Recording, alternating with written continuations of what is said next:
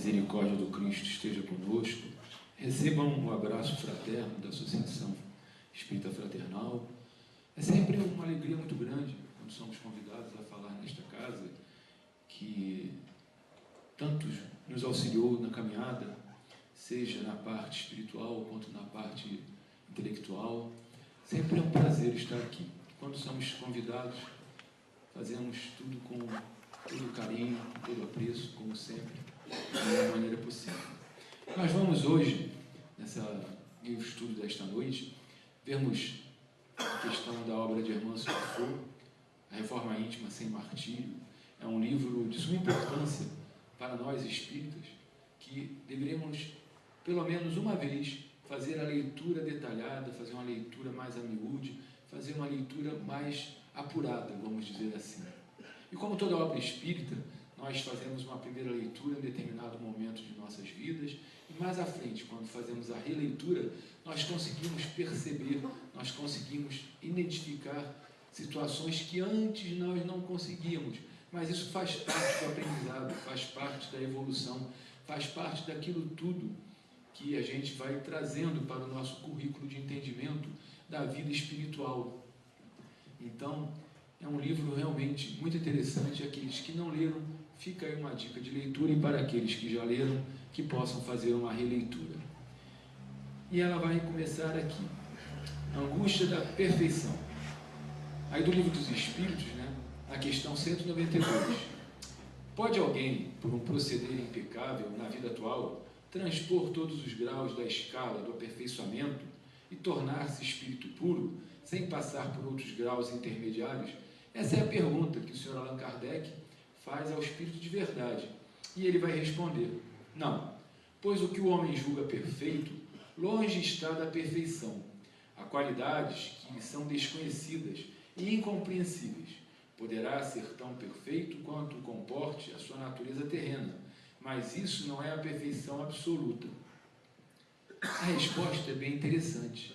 Ou seja, por mais que nós possamos crescer nas caminhadas, nas nossas reencarnações, por mais que nós possamos fortalecer a nossa asa moral, bem como a nossa asa intelectual, o planeta Terra não nos dá a condição, pela sua própria designação ainda no momento, um planeta de expiações e provas, caminhando aí na direção de um mundo de regeneração, que também ainda é um terceiro estágio, ainda faltaria mais dois, que são os mundos felizes, e por último os mundos divinais, aonde aí sim, no último, o mal já não impera, o mal já não existe, e os espíritos que lá estão todos inscritos na escola do Cristo, ou seja, se aperfeiçoando cada vez mais para se tornar espíritos puros, espíritos crísticos, como o nosso amado Mestre Jesus, que é o co-criador do planeta.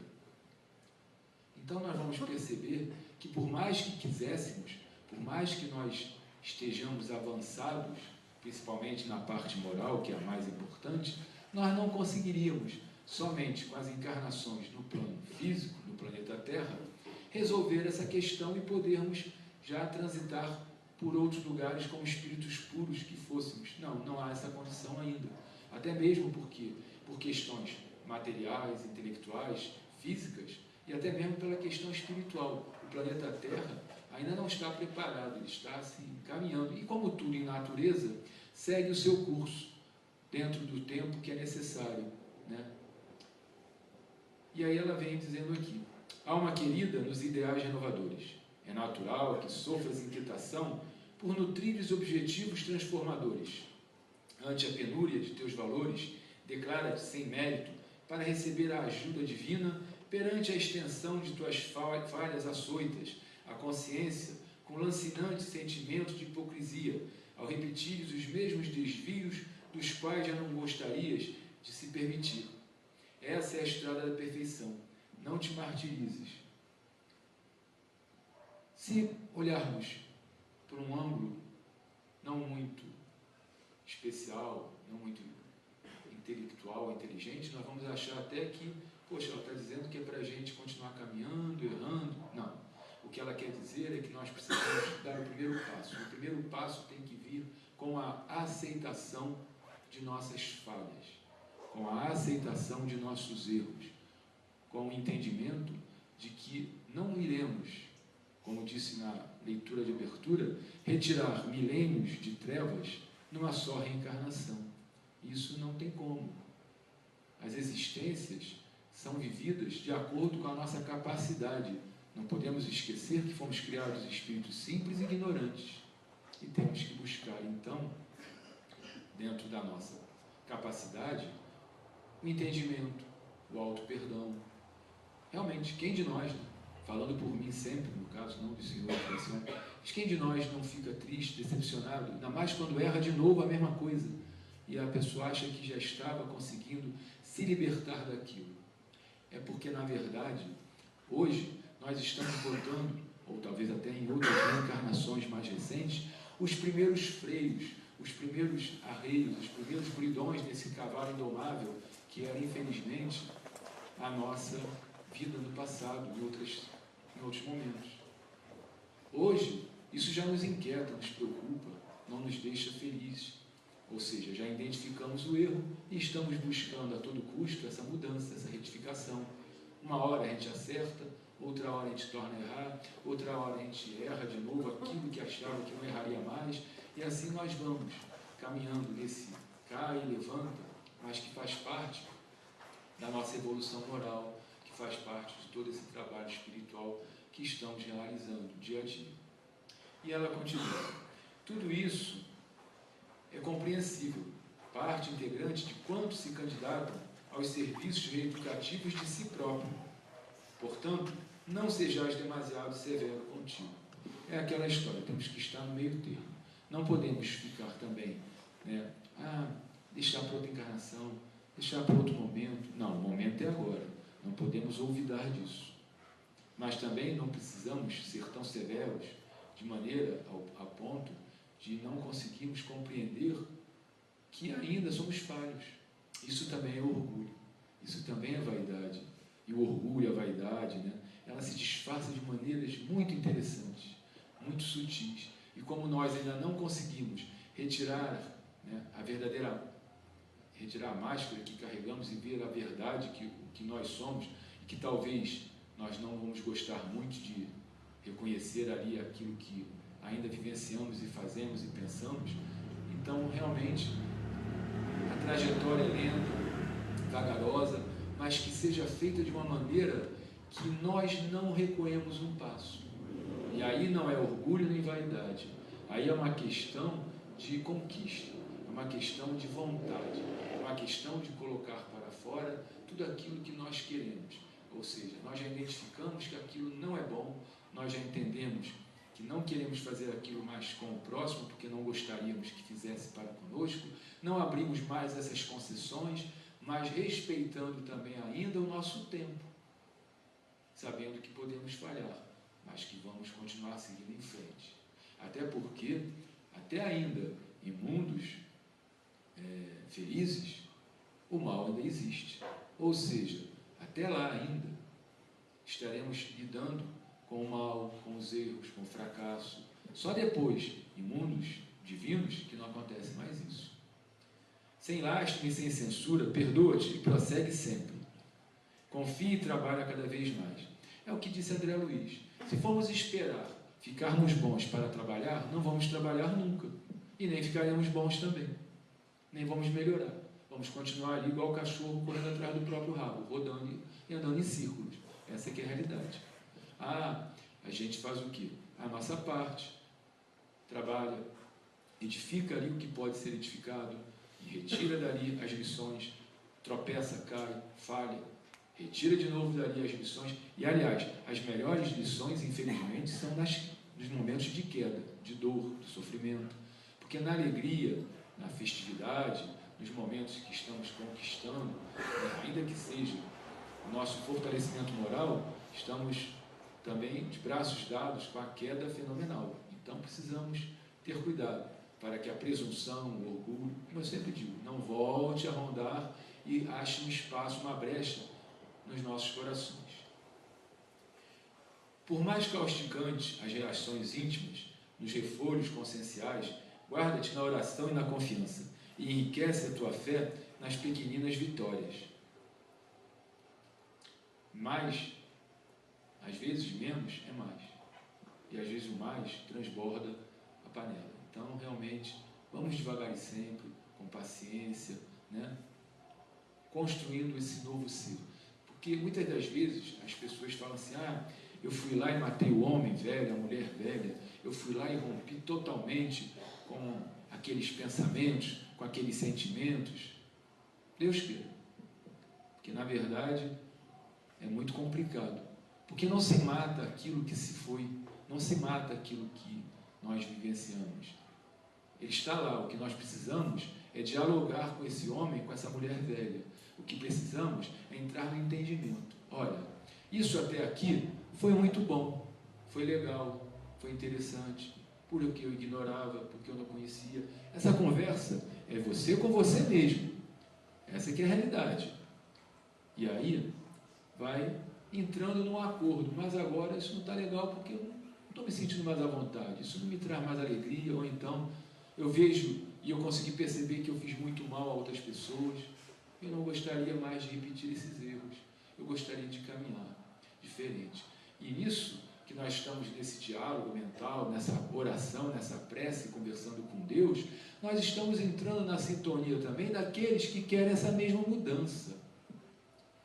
Porque, meus irmãos e minhas irmãs, não tem vacuidade, não tem essa de, eu estava aqui pensando, já está atraindo, já está emitindo, já está criando uma faixa vibratória, seja ela positiva ou negativa.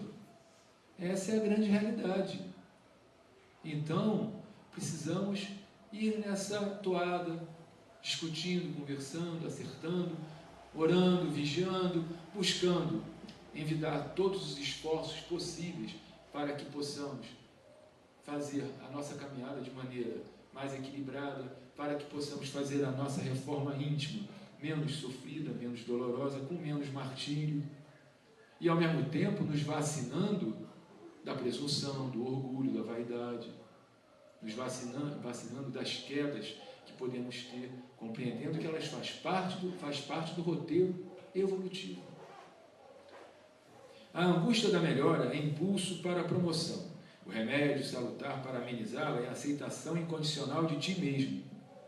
Quem de nós, quando comete um erro, uma falha, ainda que seja material, não ficamos, às vezes, muitas das vezes, aborrecidos, tão irritados, descontrolados mesmo? Isso é nosso orgulho, não aceitando a nossa falha. E aí, nós precisamos compreender que ainda vamos falhar mais. Chico Xavier uma vez falou uma grande frase, além de tantas outras, mas ele falou uma realidade. Às vezes suportamos a cruz de madeira, a cruz de concreto e a cruz de ferro. E aí, quando vem a cruz de algodão e é colocada em nossos ombros, nós caímos, e caímos reclamando, blasfemando, ou seja, porque ainda não estamos preparados para lidarmos com as pequenas faltas, com as pequenas falhas, porque já queremos avançando, atropelando tudo. Não, não é por aí. É devagar e sempre mesmo. Até porque somos seres imortais. É lógico que o corpo físico nos tira essa compreensão, porque sabemos que teremos uma data de validade, que uma hora iremos regressar a um verdadeiro plano, que é o plano espiritual, a verdadeira morada. Aqui é a escola, o hospital, o presídio, o educandário, dê o nome que quiser. Aqui, com o corpo físico, é para que nós possamos aprimorar as nossas capacidades, nossas potencialidades, para melhorarmos tanto espiritual como fisicamente, intelectualmente e moralmente. Afeiçoa-te com devotamento e sensatez ao exercício que te são delegados pelas tarefas renovadoras do bem, aprimorando-te em regime de vigilância e paciência, sem alimentar fantasias de saltos evolutivos, dá um passo atrás do outro. Muitas das vezes, a gente quer sair escalando uma velocidade incrível, tipo, todo mundo de repente fica vendo as obras de Chico Xavier, de Valdo, Raul Teixeira e tantos outros irmãos e irmãs que fazem trabalhos magníficos, mas eles já estão com a capacidade deles preparada, eles vieram fazer esse trabalho em outras reencarnações, não foi nessa, tão somente nessa veio culminar, veio ali a recompensa daquilo que eles vinham trabalhando, né? Então, A gente às vezes olha e fala, poxa, como é que ele conseguiu comprando um terreno lá em Pau da Lima, agora construiu aquilo tudo daquele tamanho, mais de 5.000 pessoas atendidas, mais do que isso e aquilo. Simples. É porque ele já estava preparado. Ele veio fazendo a sua tarefa, ele veio desenvolvendo todo esse trabalho e agora chegou a época. E ele está como missionário. E aí nós, que estamos começando a tarefa, ainda não conseguimos nem perdoar nós mesmos, ainda não conseguimos nem compreender muitas das vezes o porquê que tomamos determinadas atitudes, porque ainda não temos o conhecimento profundo do nosso eu, e se temos, nós dissimulamos o tempo todo porque não queremos encarar a realidade, encarar a verdade, face a face, frente a frente. Então vamos ter que realmente saber que a caminhada é árdua, que a caminhada é longa, mas se fizermos apoiados no Evangelho do Cristo, aí vai ficar muito mais tranquilo, porque ele mesmo disse, meu fardo é leve, meu jugo é manso. Sem ansiar pela grandeza das estrelas, ama-te na condição de singelo pirilampo, que esforça por fazer luz na noite escura. Faça as pazes com tuas imperfeições, descubra tuas qualidades, acredite nelas e coloque-as a serviço de suas metas de crescimento. Essa é a fórmula da verdadeira transformação. O tempo concederá valor e experiência aos teus esforços, ajustando teus propósitos aos limites de tuas possibilidades, libertando-te da angústia que provém dos excessos. Caminha um dia após o outro na certeza de que Deus te espera sempre, com irrestrito respeito pelas tuas mazelas, guardando o único direito de um Pai zeloso e bom, que é a esperança e de que amanhã seja melhor que hoje para a tua própria felicidade. Ou seja, ela está nos dizendo que devemos continuar nossa caminhada, que devemos seguir em frente, que devemos ter paciência para conosco, que devemos aplicar o alto amor, o alto perdão para com nós mesmos, para que possamos então também aí começarmos a perdoar ao próximo, a esquecer a dívida do próximo. Às vezes é até mais difícil nós conseguirmos nos perdoar do que perdoar alguém, mas é necessário que façamos isso. É necessário que rompamos de vez com os grilhões do egoísmo, da vaidade. Precisamos fazer essa libertação. Só que ela não será de maneira no estalar de dedos. Isso é utopia. Não existe. É um trabalho árduo, é um trabalho que vamos realizando da melhor maneira possível. E vamos conseguir chegar lá? Vamos. O que o Espírito de Verdade diz? Né? Que o verdadeiro espírita é reconhecido, ou cristão, pela sua transformação moral e pelos esforços que envida para se libertar de suas más tendências, ou seja, dos seus condicionamentos do passado, daquilo tudo que ele vivenciava. Ou seja, outrora nós cometíamos situações terríveis.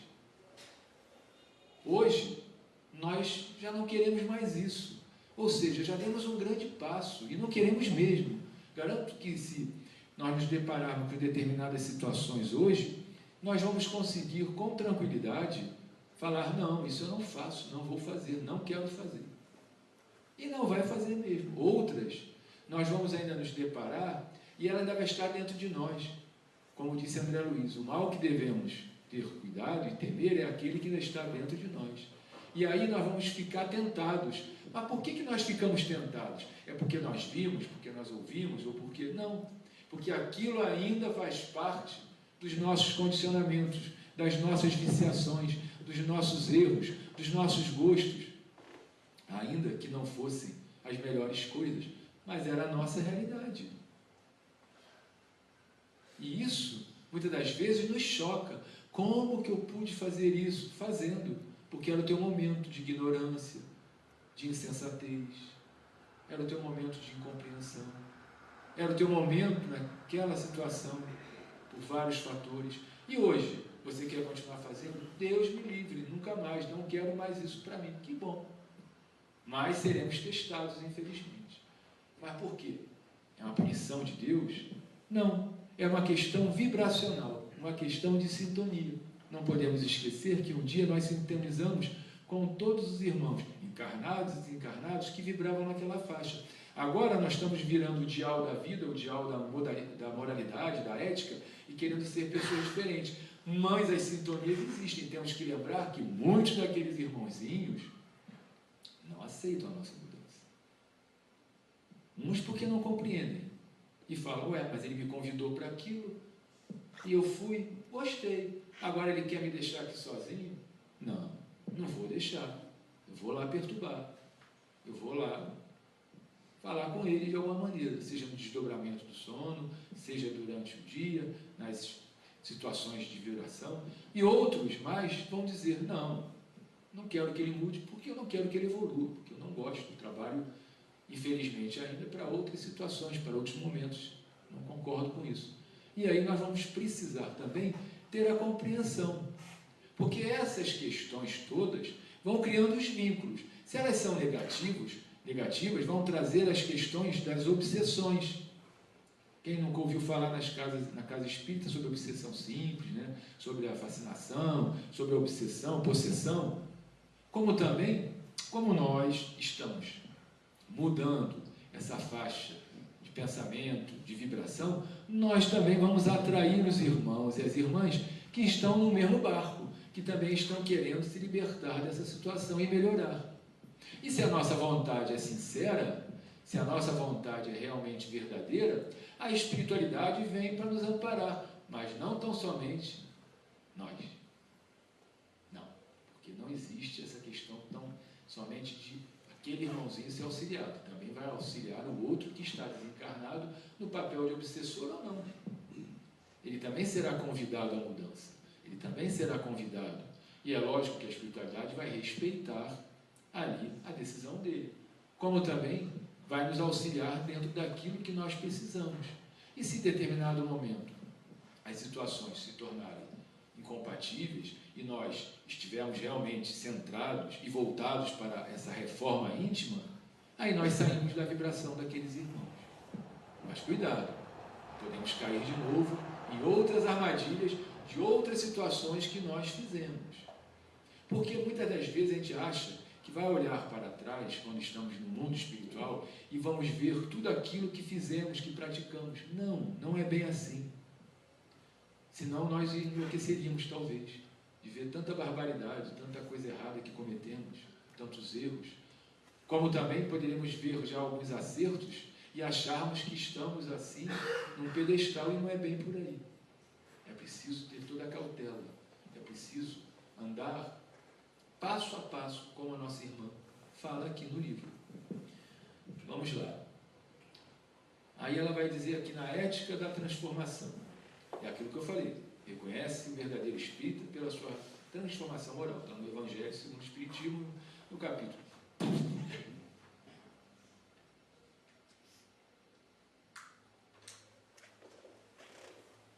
No capítulo 17, item 4. A reforma íntima é um trabalho processual. Processual significa aquilo que obedece a uma sequência. Em conceito bem claro é a habilidade de lidar com as características da personalidade, melhorando os traços que compõem suas formas de manifestação. Caráter, temperamento, valores, vícios, hábitos e desejos são alguns desses caracteres que podem ser renovados ou aprimorados. Nessa saga de mutação e crescimento, o maior obstáculo a transpor é o interesse pessoal. Esse é o nosso grande problema às vezes. Nós estamos caminhando muito bem, estamos evoluindo, estamos conseguindo romper com os milhões, né, com aquelas situações do orgulho, da vaidade, da futilidade, da sensualidade e tantos outros vícios mais, mas aí de repente a gente vai esbarrar lá no nosso interesse pessoal. Seja por questões de trabalho, seja por questões de gostar, seja por questões financeiras, seja por lá qual for a questão, e aquilo ali se torna um obstáculo que pode fazer com que fiquemos ali parados, estagnados muito tempo. Se lembrarmos daquela passagem do Cristo, né, que o jovem diz que guardou os mandamentos, que fez tudo, que estava preparado para segui-lo, e Jesus disse, então vem e me segue. E aí ele disse que ainda tinha que resolver os outros problemas, porque ele tinha muitas posses e haveres, ou seja, aquele interesse pessoal foi o obstáculo que ele teve naquele momento de encontro com o Cristo, com o co-criador do planeta. com o espírito mais evoluído que esteve entre nós. O hábito de atender incondicionalmente às imposições dos desejos, aspirações pessoais, levou-nos à cruel escravização, da qual muito será exigido nos esforços reeducativos para nos libertarmos do império do eu. É aquela história, né? Farinha pouca, meu pirão primeiro. Só que não deveria ser assim. Deveria ser farinha pouca, o pirão do meu irmão primeiro. Porque quando nós nos preocupamos com o próximo, de maneira verdadeira, quando nós realmente buscamos o próximo, nós estamos nos libertando das amarras do egoísmo e desse eu. Já disse uma vez Mahatma Gandhi que a melhor maneira de conhecer a si mesmo é se perder, se libertando e ajudando ao outro. Ou seja, quando a gente se perde de si mesmo para ajudar ao outro, ou seja, quando nós não nos importamos conosco naquele momento, sem esperar nada, retribuição nenhuma, fazendo de realmente boa vontade, nós estamos ali dando um grande passo para acelerar um pouco mais esse trajeto. Negar a si mesmo, ou despersonificar-se, esvaziar-se do si, tirar a máscara é o objetivo maior da renovação espiritual. Esse é o grande desafio a ser seguido por todos que se comprometeram com seriedade nas nobres finalidades do Espiritismo com Jesus e Kardec. Extenso será esse caminho, reeducativo na vitória sobre nossa personalidade manhosa e talhada pelo egoísmo. O meio prático e eficaz de consegui-lo, conforme ensinam os bons espíritos da codificação e o conhecimento de si mesmo. Está nos livros dos Espíritos, na questão 919. Entretanto, para levar o homem ao aprimoramento e ao autodescobrimento, exige uma nova ética nas relações consigo e com a vida. É a ética da transformação, sem a qual a incursão no mundo íntimo pode estacionar em mera atitude de devastar a subconsciência sem propósito de mudança para melhor. É a síndrome da Gabriela, né? Eu nasci assim, eu sou mesmo assim, eu sou sempre assim. Vou deixar para outro tempo. Vou deixar para outra reencarnação. Amanhã eu faço isso. E aí se perde a oportunidade que foi toda preparada no plano espiritual para aquele irmão e para aquela irmã pudesse desenvolver suas potencialidades e pudesse caminhar um pouco mais na estrada da libertação de si mesmo, de sua liberdade, porque na verdade ela continua cativa, escrava, sua alma, da vaidade, do orgulho, da inveja e de todos os vícios e de todas as situações que nos impedem de evoluir. O Espiritismo é inesgotável manancial no alcance desse objetivo. Seu conteúdo moral é autêntico, celeiro de rotas para quantos desejam assumir o compromisso de sua transformação. Sabe por que o Espiritismo consegue essa situação? Porque ele é ciência que investiga, ele é filosofia que explica, e ele é religião que consola. Ele não é a religião que te impõe, ao contrário, ele é a religião que compreende e que te estende as mãos, e está sempre com os braços abertos para nos receber. Quantos irmãos vieram para a casa espírita através da dor?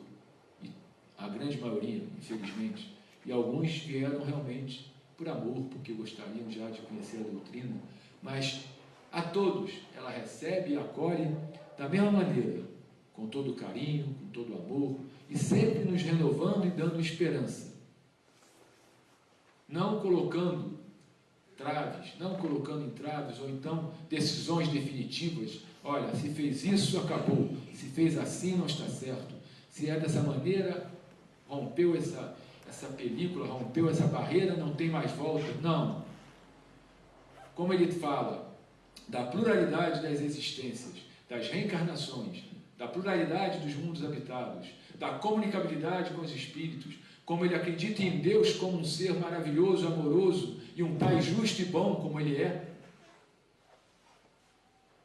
Então, aí está toda a diferença do acolhimento, aí está toda a diferença daquilo que ele vai nos trazer para que possamos nos reerguer moralmente, para que nós possamos nos reerguer das dores lancinantes, das dores excruciantes, das dores morais que todos nós carregamos dentro de nós. Muitas das vezes, conseguimos disfarçar e ocultar de nós mesmos. Precisamos também ter esse diálogo, ter esse entendimento.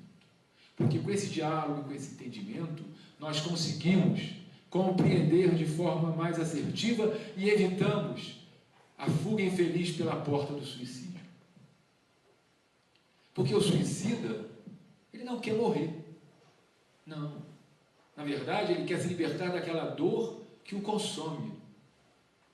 E quando ele não encontra razões ou não encontra mais equilíbrio, ele acaba, infelizmente, dentro daquela situação, se perdendo e buscando a saída da vida, onde ninguém sai da vida, porque, na verdade, nós só temos uma vida e muitas existências. Nós podemos, sim, sair das existências, como todos nós aqui sairemos um dia. E como todos nós, com certeza, regressaremos também para uma outra existência.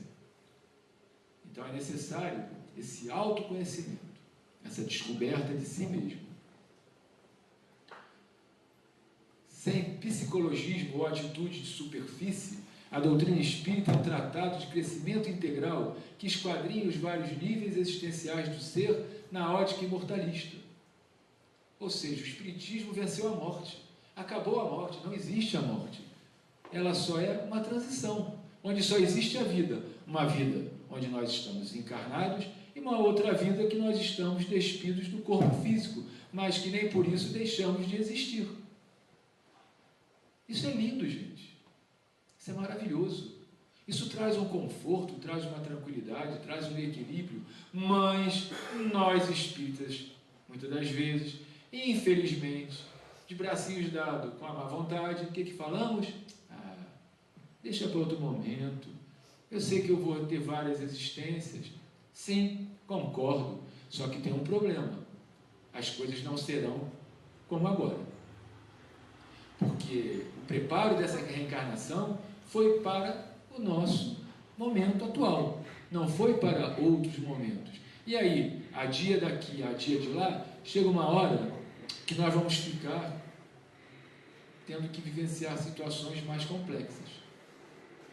E aí, a pessoa vai reclamar da sua falta de sorte? Não, não tem. Pois que ela adiou aquilo que poderia fazer. Porque do outro lado, né, ela conseguiu uma benesse aqui, uma melhoria ali, um amigo espiritual intercedeu, uma mãe, um pai, um avô, uma avó, um ente que era querido, alguém que lhe ajudou em outros tempos desinteressadamente, que agora está numa situação melhor. Mas ele vai fazendo o quê? Usando o seu livre-arbítrio de maneira errada. E, infelizmente, isso acontece também, a gente vê, nos nossos irmãos na casa espírita. Quem nunca ouviu isso, às vezes, um irmão falando, vou deixar para resolver esse problema em outra vida. Aquilo vai crescer, vai virar uns juros, vai virar uma dívida enorme. Então, é melhor fazer como fazemos com as coisas da terra. A gente aqui quer perder dinheiro? Alguém aqui quer pagar juros? Não, né? Então faz igualzinho. Imagina que é assim. Tudo bem que é diferente, porque o Deus que está lá é maravilhoso, não está pobre de misericórdia, de bondade, de amor. Mas a semeadura é livre e a colheita também é obrigatória. E é uma situação bem interessante que disse Jesus, né? Que ninguém sairá de lá até pagar o último centavo. É complicado, né? Ou seja, e a gente deve milhões. Ou seja, a gente já veio arrumando dívida há bastante tempo. Mas também estamos agora buscando pagar as dívidas da melhor maneira possível. E Deus é tão bom, é tão maravilhoso, que muitas das vezes a gente deve aí uma coisa absurda. Mas como estamos melhorando, como estamos sendo verdadeiros, porque ninguém engana Deus, nem a Jesus. A gente não consegue nem ocultar as coisas do outro lado, de espírito obsessor. Vai ocultar de Deus, de Jesus? Não tem como. Isso aí não existe. E então o que acontece? Deus é maravilhoso, de repente aquele irmãozinho tinha que perder um braço, tinha que acontecer uma coisa pior, ele só perde um pedacinho do dedo, ou então nem isso, só quebra uma mão, né? E aí ele fica agradecido, poxa, e assim vai. Ou seja, a lei não é aquela lei estática, não é aquela lei parada, aliás, nem a lei dos homens, o direito dos homens, é dessa maneira. Então, será que Deus, na sua infinita bondade e perfeição, ia ser pior legislador que os homens? Não, não dá para acreditar nisso.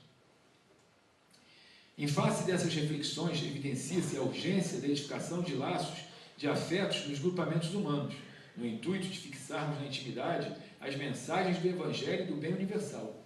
Afeto é a seiva vitalizadora dos processos relacionais, o construtor de sentidos nobres para a existência dos homens. O autoconhecimento, através das luzes da imortalidade, que se espera dos fundamentos espíritas, é um mapa de como chegar ao eu verdadeiro, a consciência. Todavia, essa viagem não pode ser feita somente com o mapa, necessita de suprimentos morais preventivos e fortalecedores, necessita de uma ética de paz consigo próprio. Ou seja, se você não está em paz com você mesmo, se você não está equilibrado com você mesmo, como você vai poder caminhar e ajudar alguém também? Vai entrar na parábola que Jesus diz, os cegos caminhando, tolos, ambos cairão no fosso, ou seja, porque eles não estavam enxergando. Ali, no caso, a situação era de uma lição na questão da visão espiritual, não da questão física. Bom, vamos ver agora, então, o que poderemos fazer para melhorar a nossa situação. E ela diz aqui, postura de aprendiz. Jamais perder o vistoso interesse em buscar o novo, o desconhecido. Sempre há algo para aprender, conceitos a reciclar. A postura de aprendiz se traduz no ato da curiosidade incessante, que brota da alma como sendo a sede de entender o universo. De nossa parte, dança dos ritmos cósmicos, romper os preconceitos e fugir do estado doentio da autossuficiência. Então, temos que fazer o que aqui? Estar sempre buscando conhecimento. É como se fosse aquela maiêutica, né, que os gregos usavam. Buscar sempre conhecimento, buscar sempre entendimento, buscar sempre crescimento. Ah, não há mais nada para aprender. Cuidado. Mas pode ter algo para se reciclar. Ou seja, conforme caminhamos, nós vamos tendo entendimento melhor da vida.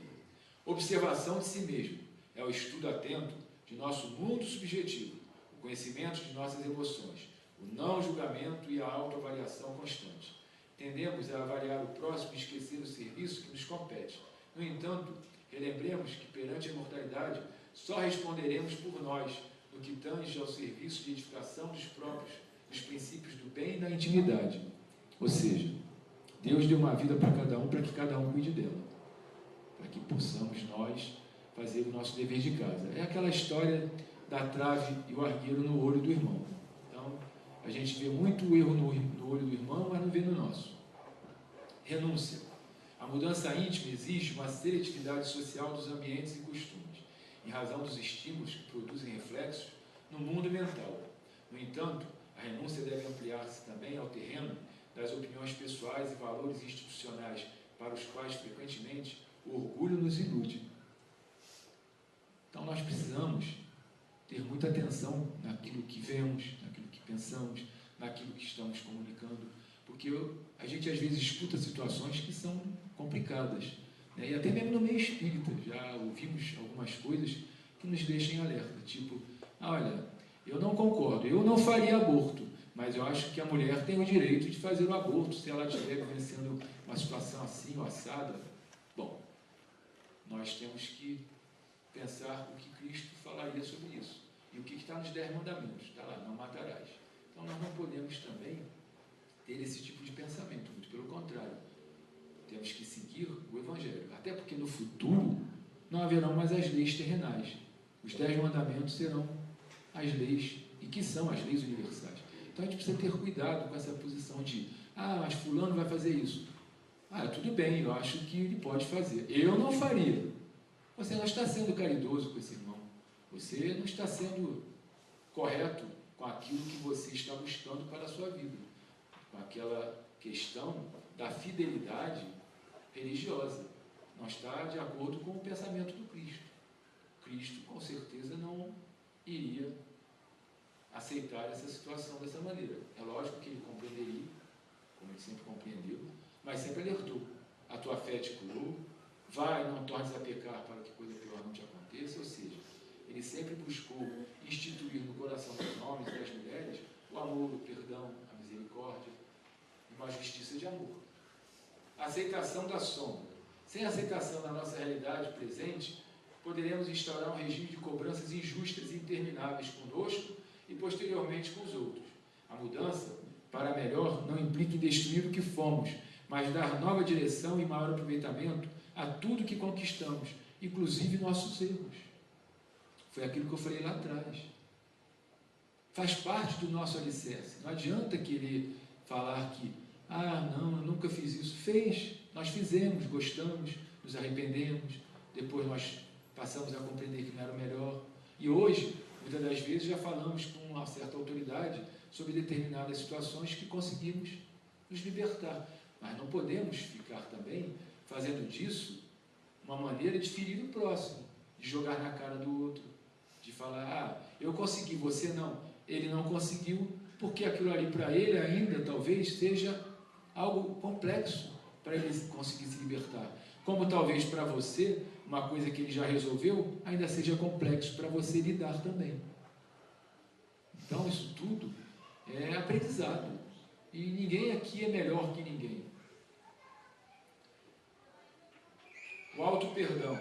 A aceitação para ser plena precisa do perdão. Recomeço é a palavra de ordem nos serviços de transformação pessoal. Sem ela, o sofrimento e a flagelação poderão estipular provas dolorosas para a alma. É uma postura de perdão às faltas que cometemos, mas que gostaríamos de não cometer mais. É aquilo que eu falei. A gente vai errar? Vai. Vai tornar a errar? Talvez sim. E vamos errar outra vez? Talvez. Haroldo Dutra, numa palestra esses dias, falou algo muito interessante. O que vem depois do nosso erro? Aí todos falaram. A melhoria. Não. O acerto. Não. O crescimento. Não. Nós vamos conseguir caminhar adiante com mais força. Ele falou, não, o que vem é outro erro, talvez. E aí todo mundo ficou parado. Outro erro? Sim, outro erro, porque nós estamos num mundo de expiações e provas, indo para a regeneração, que ainda vai ter erros, mundos felizes que ainda vai ter erro, então só em mundos divinais que não. Então a gente pode também ainda topar com novos erros. Erros que nós não conhecemos, que nós não vivenciamos.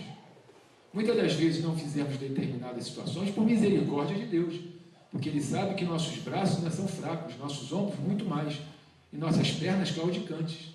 E aí Ele não vai dar aquela prova naquele momento, porque vai cair, não é por aí ainda. E muitas das vezes vamos cair sem compreender o porquê estamos caindo. Quando vermos, já estamos no chão. Porque desconhecimento de si mesmo ainda. É preciso, a cada dia, fazer um trabalho de formiguinha, de buscar quem nós somos verdadeiramente, mas sem a chibata na mão, sem o ódio, sem a revolta, sem a não aceitação, porque senão não vai resolver nada, como ela está dizendo aqui. Cumplicidade com a decisão de crescer, isso é importante. O objetivo da renovação espiritual é gradativo e exige devoção. Não é serviço para fim de semana, durante a nossa presença, as tarefas do bem, mas serviço contínuo a cada instante da nossa vida, onde estivermos. Somente assumindo com muita seriedade esse desafio, o levaremos avante. Imprescindível a atitude de comprometimento com a meta de crescimento que assumimos.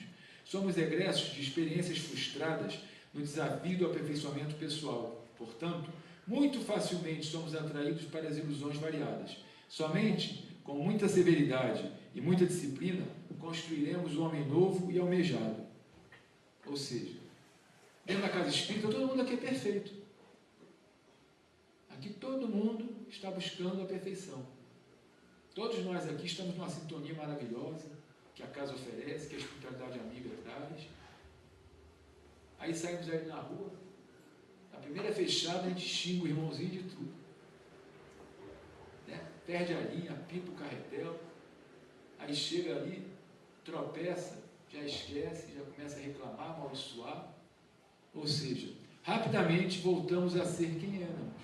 Porque aqui nós estamos errados? Não, porque aqui o local é propício. Agora a gente precisa erguer esse templo espírita, esse templo cristão é dentro de nós. Porque aí nós seremos verdadeiros e autênticos em qualquer lugar. Dentro do Maracanã, dentro da casa espírita, na esquina conduzindo o carro que tomou a fechada, na tropeção que deu e caiu ainda de joelho, ralou e falou graças a Deus, não com ironia nem deboche, mas sim com aceitação, e ainda agradecendo porque podia ser pior. Aí sim, nós estamos fazendo a nossa renovação. Vigilância é a atitude de cuidar da vida mental, cultivar o hábito da higiene dos pensamentos, da meditação, do conhecimento de si, da absorção da nutrição mental, digna nas boas leituras, conversas, diversões e ações sociais. Vigilância é a postura da mente alerta, ativa, sempre voltada aos ideais enriquecedores. Precisamos ter atenção com o que pensamos. Nós estamos emanando imagens e fluidos mentais para o éter, que vai ficar impresso. Aí as pessoas às vezes falam assim, por que quando desencarna todo mundo vai para um umbral? Simples, porque nós já criamos um umbral em torno de nós só vamos para o lugar que nós já estávamos. A única diferença é que aqui tinha um corpo. Tinha um corpo físico. Só isso. Mas então eu tenho que fazer o quê? Renovar os pensamentos, buscar ter pensamentos bons, buscar fazer essa reforma de maneira gradativa, analisar direitinho o que está se vendo na televisão. Aquilo é interessante? Aquilo é importante? Aquilo é útil? Me serve? Aquilo que vamos ler. Temos que ter essa atenção daquilo que nós buscamos, daquilo que nós estamos querendo. Aí é a vigilância juntamente, né, com o nosso pensamento. A oração é a terapia da mente. Sem oração, dificilmente recolheremos os germes divinos do bem, que constituem as correntes de energia superior da vida. Através dela, igualmente, despertamos na intimidade forças nobres que se encontram adormecidas ou sufocadas pelos nossos descuidos de cada dia. A oração é aquela conversa que nós temos com Deus, com Jesus, com o nosso amigo espiritual. O grande problema é que muitas das vezes nós achamos que não somos dignos e que Deus não vai nos ouvir, que Jesus não vai nos ouvir, que o espírito amigo, nosso benfeitor espiritual, está muito ocupado com outras situações e que nós somos tão infelizes, tão pequeninos, né, tão miseráveis, que não merecemos essa comunicabilidade, não merecemos essa interlocução. Mentira, fantasia. Primeiro porque nós estamos imersos em Deus. Deus não está tão longe como nós pensamos. Nós estamos imersos em Deus porque Deus é a criação de tudo, é onipotente, onisciente, onipresente. Jesus é o governador espiritual da terra. É aquele que disse que era o bom pastor e que não perderia uma ovelha do seu rebanho e a todos reconduziria para o Pai. Ele diz todos. Ele não falou fulano, ciclano, exceto Juquinha, fulano, exceto... Não, todos. Ele só não falou o tempo. Ele só não disse o tempo. Por quê? Porque o tempo depende de cada um. Mas como ele é um ser também imortal como nós, então ele não tem a menor pressa, está nos esperando sempre de braços abertos. O mais interessante que uma vez eu escutei numa palestra foi que muitas das vezes, quando nós já não nos perdoávamos mais, quando nós já nos sentimos o ser mais abjeto, mais infeliz, quando reparamos, tinha alguém nos abraçando, com um olhar amoroso, com a sua voz fraterna, nos convidando a se reerguer. E quando vemos, é Jesus. Através de seus trabalhadores, através dos seus enviados, dos seus prepostos. E caridade. Se socializar pode imprimir novos impulsos e reflexões no terreno da vida mental. A caridade é o dínamo de sentimentos nobres que secundaram o processo socializador, levando ao nível de abençoada escola de afeto e revitalização dos ensinamentos espíritas. E o amor incondicional. Aprender o alto amor é o maior desafio de quem assume o compromisso da reforma íntima, porque a tendência humana é desgostar da sua história de evolução. Quem toma consciência do ponto em que se encontra ante os estatutos universais da lei divina, sem alto amor, a reforma íntima reduz-se à tortura íntima. Aprender a gostar de si mesmo, independente do que fizemos no passado e do que queremos ser no futuro. É estima a si próprio, o estado interior de júbilo, com o nosso retorno lento, porém gradativo, para uma identificação plena com o Pai. Ou seja, nós precisamos nos amar, precisamos nos perdoar, precisamos aceitar aquilo que nós somos e fazer a fusão do que queremos ser com com aquilo que nós já fomos. E é muito interessante, porque se nós utilizarmos esse alicerce, e se nós formos lá e tivermos a coragem de ver realmente como éramos, nós vamos identificar mais fácil aquilo que ainda nos atrai para o erro. E aí conseguiremos reunir mais forças e focar diretamente aonde está o X do problema, o X da questão. Enquanto ficamos com ilusões, mentiras, enquanto nós buscamos nos enganar, nós vamos continuar a par, de braços dados, com o erro, e sem conseguir justamente identificar aquilo que nos faz ainda estagnarmos por centenas e centenas de anos. Vamos ver o que nossa irmã Joana de Ângeles nos fala sobre o ser consciente. O ser consciente deve trabalhar-se sempre, partindo do ponto inicial da sua realidade psicológica, aceitando-se como é e aprimorando-se sem cessar. Somente consegue essa lucidez aquele que se autoanalisa, disposto a encontrar-se sem máscara, sem deterioração. Para isso, não se julga, nem se justifica, não se acusa e nem se culpa, apenas descobre-se. A identificação segue-se o trabalho da transformação interior para melhorar, utilizando-se dos instrumentos do auto-amor, da autoestima, da oração, que estimula a capacidade de discernimento, da reflexão, da relaxação, que libera das tensões, da meditação, que faculta o crescimento interior. O autoconhecimento se torna uma necessidade prioritária na programática existencial da criatura. Nossa irmã Joana de Ângeles nos traz essa colocação. Ou seja, não adianta, depois que derrubamos o copo d'água, ficar reclamando. Precisamos, agora, fazer o quê? Retirar os cacos de vidro, secar o chão, fazer a limpeza e aí seguirmos em frente. Não adianta mais ficar relembrando dos erros, arrumando desculpas. Fizemos, está feito. Por esse ou aquele motivo, não vai mudar mais a situação, já está feita. Então, precisamos agora encontrar mecanismos para evitar que façamos isso outra vez. E só o autoconhecimento, o auto-perdão. Muitas das vezes, nós cometemos um erro. E aí vamos, depois, chateados, aborrecidos, sem aceitar a nossa condição humana, e por causa do orgulho disfarçado, cometemos mais erros. E aí, em vez de responder por uma coisa, agora respondemos por 4.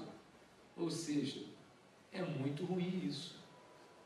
O melhor seria ter feito o quê? Aceitado, compreendido, mas não.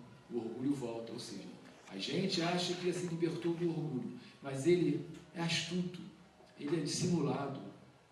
Enquanto não tiramos a máscara de nossa face, nós vamos ter esse problema.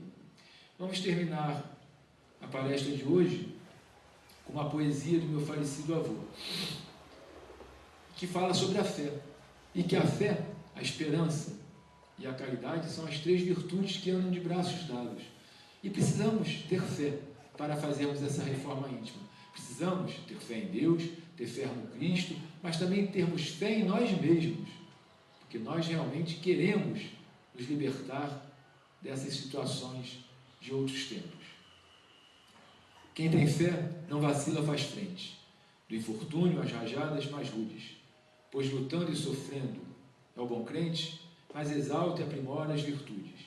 Quem tem fé, quem tem crença é rochedo, contra o qual nada pode a desgraça. Seus embates suporta sem medo, dá-lhe a fé resistente coraça.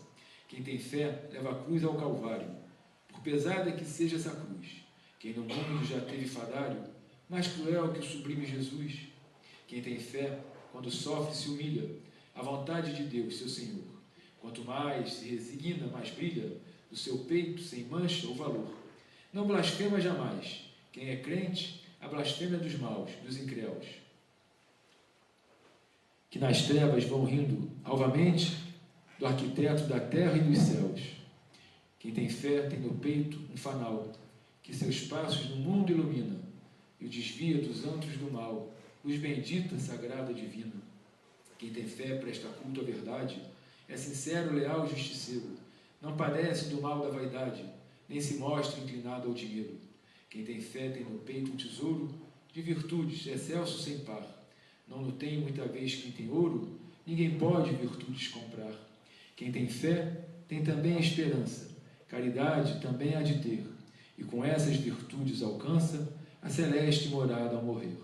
Mário Hathaway Bessa.